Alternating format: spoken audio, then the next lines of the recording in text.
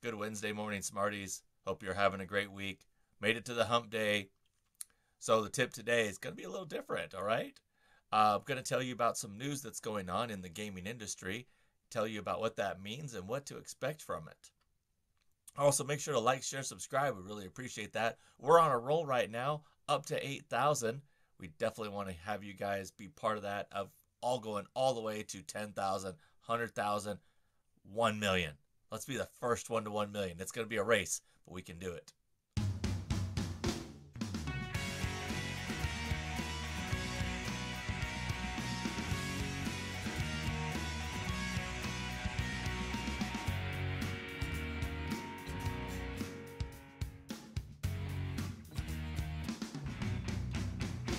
So, MGM is actually looking to sell two properties. They've started sort of putting that out there that they're looking to sell the Ohio Northfield Park property and MGM Springfield in Massachusetts. These two properties represent a decent portion of their book of business. It's not going to actually hurt the company at all to get rid of them because they're not like as premier properties as Vegas or Atlantic City or even many of the Michigan properties, the Detroit area.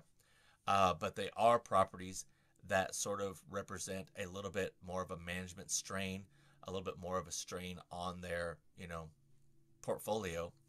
And so these properties that are going to be up for auction or possibly up for sale is there to help their bottom line. They are trying to boost their stock price. It seems that investors, which there's a lot of investors, we're all investors if you have owned the stock. If you're looking for a stock to buy, MGM and Caesars, definitely check those out.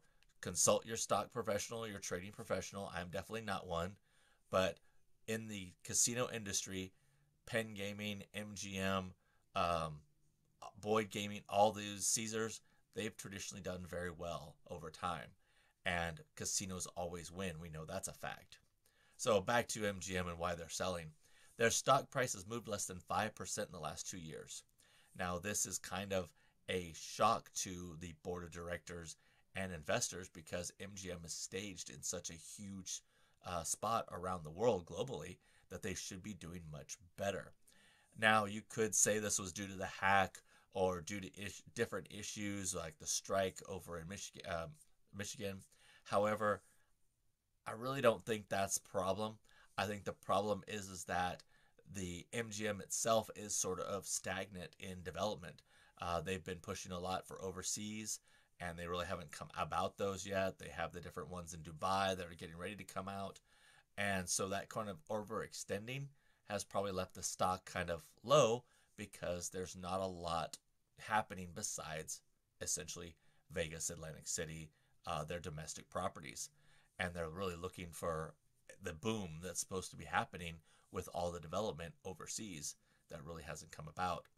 So MGM looking to sell these properties isn't a shock. This does happen every once in a while.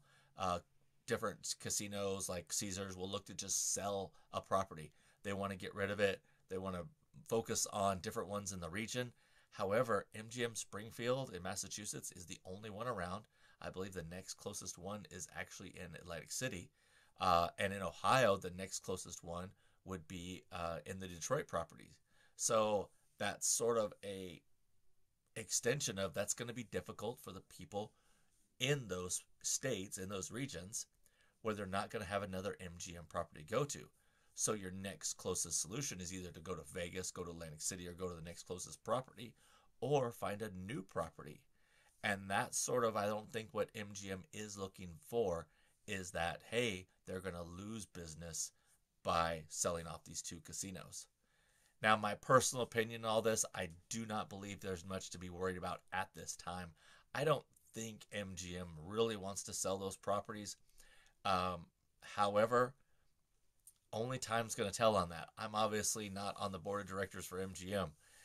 If I was, I'd say, why are you trying to sell these properties? You should be buying more. You should be doing what Caesars has done traditionally is buy, buy, buy. And yes, Caesars acquired a lot of debt.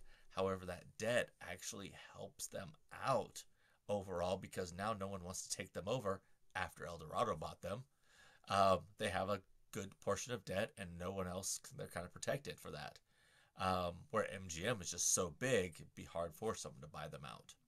So if you live in the Springfield area, if you live in the Northfield Park area, don't worry just yet. Wait until the ink's signed before you try to make decisions on whether or not you want to ditch these properties. I think MGM is going to end up retaining these properties just because they are feathers in the hat for their portfolio.